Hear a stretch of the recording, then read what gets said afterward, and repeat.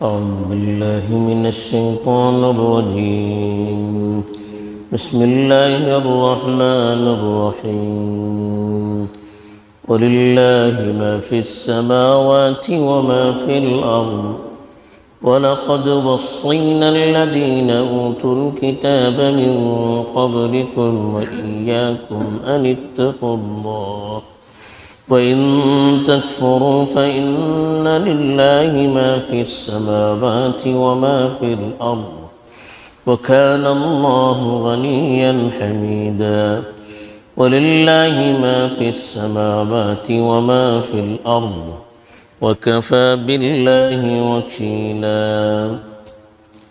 الحمد لله والصلاة والسلام على رسول الله من والاه أما بعد۔ کل جو آیات تلاوت کی گئی تھی ان میں ایک تو ایک سے زائد جب بیویاں ہوں تو ان میں عدل و انصاف کی تلقین کی گئی تھی، اور دوسری چیز یہ بھی بتایا گیا تھا کہ اگر آپس میں نباہ ناممکن ہو تو دونوں جدا ہو جائے اور اللہ تعالیٰ ہر ایک کو اپنی رحمت سے بے نیاز کر سکتے ہیں۔ اب جو آیات تلاوت کی گئی ہے ان میں اللہ تعالیٰ اپنی قدرت، بے نیازی وغیرہ کو بیان کر رہا ہے۔ چنانچہ ارشاد ہے وَلِلَّهِ مَا فِي السَّمَاوَاتِ وَمَا فِي الْأَرْضِ، زمین اور آسمان میں جو بھی چیزیں ہیں وہ ساری اللہ کی ملکیت ہیں۔ یعنی اللہ تعالیٰ بتانا چاہتے ہیں کہ اگر میاں بیوی الگ ہو جائیں گے تو اللہ تعالیٰ دونوں کو بے نیاز کر دیں گے۔ وجہ کیا ہے؟ زمین اور آسمان میں جتنی بھی چیزیں ہیں وہ ساری کی ساری اللہ کی بنائی ہوئی ہے، اللہ کے قبضہ قدرت میں۔ اللہ جس کو جو چاہے دے سکتے ہیں۔ اللہ کی دولت میں، اللہ کی ملکیت میں، اللہ کے خزانے میں کوئی کمی نہیں۔ ساری چیزیں جو بھی زمین میں، آسمان میں ہمیں نظر آتی ہیں، چاہے جس صورت میں وہ نظر آئے، سب کو پیدا کرنے والے بھی اللہ ہیں، سب کو سنبھالنے والے بھی اللہ ہیں، اور ساری کی ساری چیزیں اللہ کے قبضے قدرت میں ہیں اور اس کی ملکیت میں۔ اور جس کو چاہے جتنا چاہے دے سکتے ہیں، جس سے چاہے روک سکتے ہیں، کوئی اس کو پوچھنے والا نہیں ہے۔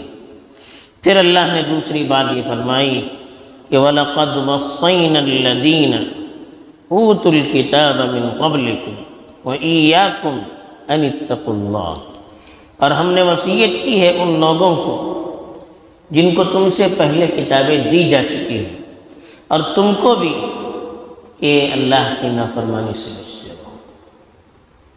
یہ اللہ نے عمومی بات ارشاد فرمائی کہ جو معاملات یا معاشرت کے احکام آپ کو بتائے جا رہے ہیں، مثلاً اب پیچھے کئی آیات میں میاں بیوی کے احکام بتلائے، اگر اس میں اللہ کی نافرمانی ہوگی تو اللہ ناراض ہو جائے۔ تو احکام بتا کر اللہ نے دونوں جگہ یہ بتایا تھا کہ اللہ کی نافرمانی سے بچو، ایک دوسرے پر ظلم کرنے سے بچو۔ تو اللہ نے کہا کہ یہ نصیحت ایسی ہے کہ پچھلی جو قومیں تھیں جن کو اللہ نے کتابیں دی تھی، توریت دی یہودیوں کو، انجیل دی نصارہ کو، یا دوسری پرانی قومیں جن کو پہلے کتابیں دی گئی تھی، ان سب کو یہ نصیحت ہے۔ اور آپ کی کتاب میں بھی یہ نصیحت کی گئی ہے، آپ کو بھی نصیحت کی جا رہی ہے کہ اللہ کی نافرمانی سے بچتے رہیے۔ چاہے آپ کی طبیعت ایک دوسرے سے ملنے نہ پائے تو ظلم نہیں کرنا چاہیے، یا تو صلح صفائی کرنی چاہیے، یا آپس میں جدائی اختیار کرنی چاہیے۔ بیجا ایک دوسرے کے حقوق کو دبانا، ایک دوسرے کو نیچا دکھانے کی کوشش کرنا، اللہ کے احکام کی پامالی کرنا، اس کی خلاف ورزی کرنا، یہ اللہ کو پسند نہیں ہے، اس سے روکا گیا ہے۔ پھر اللہ نے ارشاد فرمایا ان تکفروا، اگر تم کفر کرو گے، ناشکری کرو گے، نافرمانی کرو گے، فَإِنَّ لِلَّهِ مَا فِي السَّمَاوَاتِ وَمَا فِي الْأَرْضِ، آسمان اور زمین کی جتنی بھی چیزیں ہیں وہ سب اللہ کی ہیں۔ یعنی آپ کی نافرمانی کرنے سے اب یہ نہ سمجھیے کہ اللہ کا کوئی نقصان ہوگا۔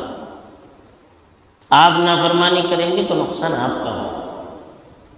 اللہ کی تو ساری چیزیں ہیں، ساری چیزیں اللہ کی اطاعت کرتی ہیں، اللہ کی بات مانتی ہیں، لیکن آپ انسان، اللہ نے آپ کو عقل دی، سمجھنے کی صلاحیت دی، آپ کے پاس انبیاء بھیجے، آپ کو کتابیں دی، پھر بھی اگر آپ اللہ کی نافرمانی کرتے ہیں تو نقصان آپ کا ہونے والا ہے۔ اللہ کا کوئی نقصان ہونے والا نہیں۔ اللہ کی اتنی مخلوقات ہیں وہ سب اللہ کی اطاعت کرتی ہیں، سب اللہ کی نافرمانی سے بچتی ہیں۔ تم ہی ہو کہ سب کچھ ہونے کے باوجود نافرمانی کرتے ہیں، تو تمہاری نافرمانی سے اللہ کا کوئی نقصان ہونے والا نہیں ہے۔ وَكَانَ اللَّهُ غَنِيًّا حَمِيدًا، اللہ کی ذات تو پوری طرح بے نیاز ہے۔ اللہ کو نہ آپ کی ضرورت، نہ آپ کی عبادت کی ضرورت، نہ آپ کی اطاعت کی ضرورت، اللہ کو کسی کی ضرورت نہیں ہے۔ حمیدہ، اللہ کی ذات تو سرتاپا قابل تعریف ہے۔ آپ مانیں نہ مانیں، آپ کو تعریف پر اللہ کی کرنی پڑے گی۔ ساری مخلوق اس کی تعریف کرتی ہے، ساری مخلوقات اس کی تعریف پر دلالت بھی کرتی ہیں۔ تو آپ کے نہ ماننے سے، آپ کی اطاعت نہ کرنے سے اللہ کو کوئی نقصان ہونے والا نہیں ہے، یا اللہ کی شان میں کوئی کمی ہونے والی ہے، یا اللہ کو آپ سے کسی طرح کی ضرورت پیش کرنے والی کچھ بھی نہیں۔ وہ تو بے نیاز ہے، اس کو کسی کی ضرورت نہیں ہے۔ آپ مانیں گے تو فائدہ آپ کا، آپ نہ مانیں گے تو نقصان آپ کا۔ پھر اللہ نے فرمایا وَلِلَّهِ مَا فِي السَّمَاوَاتِ وَمَا فِي الْأَرْضِ، بار بار اسی کی تاکید کر رہا ہے کہ زمین اور آسمان کی چیزیں سب کی سب اللہ کی، وہ بڑا قدرت رکھنے والا ہے، وہ سب کچھ سنبھالنے والا ہے۔ وَكَفَى بِاللَّهِ وَكِيلًا، کام بنانے کے لیے اللہ ہی کافی ہے، کام بنانے کے لیے اللہ ہی کافی ہے۔ تو آپ کو اپنی ضرورتیں پوری کرنی ہے، آپ کو آپسی تعلقات کے اندر اصلاح کرنی ہے، تو اب اللہ کی طرف رجوع کریں۔ جب وہ سارا نظام سنبھال سکتا ہے تو یہ خاندان کے اندر محبت پیدا کرنا اس کے لیے کون سا مشکل ہے؟ میاں بیوی کو جوڑنا، ان کے دلوں کو ملانا، ان کے دلوں کو صاف کرنا، ان کے گھر میں خوشحالی لانا، ان کی ضروریات کو پورا کرنا اللہ کے لیے کون سا مشکل ہے؟ کام بنانے والے تو اللہ، جب وہ سب کچھ سنبھال سکتے ہیں، ساری مخلوقات کو سنبھال سکتے ہیں، تو آپ کو سنبھالنا کون سا مشکل ہے؟ تو اسی لیے کہا وَلِلَّهِ مَا فِي السَّمَاوَاتِ وَمَا فِي الْأَرْضِ، پھر زمین اور آسمان اور ساری مخلوقات کا حوالہ دے کر اللہ نے کہا کام بنانے کے لیے اللہ کافی ہے۔ جب ساری چیزوں کا کام اس سے بن رہا ہے تو آپ کا کام بنانا اس کے لیے کیا مشکل ہے؟